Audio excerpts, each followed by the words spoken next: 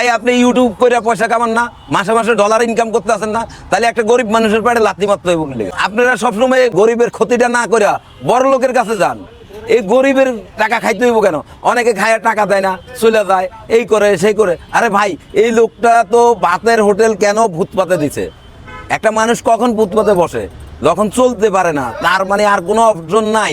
সে চাঁদপুরে শাক বিক্রি করছে ভ্যানে করে, এখন ঢাকা শহরে এসে ফুটপাতে ভাত বেছে। অনেকে ভাত খায় সাংবাদিক পরিচিত, আমার স্যারের সাংবাদিক ওই শালায়, হ্যাঁ স্যারের সাংবাদিক। যদি সাংবাদিক হইতো তাইলে কি সে ফ্রি ভাত খেয়ে যায়?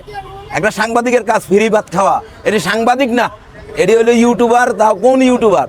এটা হলো গ্রামে ভ্যান গাড়ি চালাইছে, ঘাস কাটছে, মাটি কাটছে, ওইখান থেকে একটু মোবাইল অ্যান্ড্রয়েড ফোন সামনে পাইলে তো বাস ইউটিউবার হয়ে যায়, সাংবাদিক হয়ে থাকা।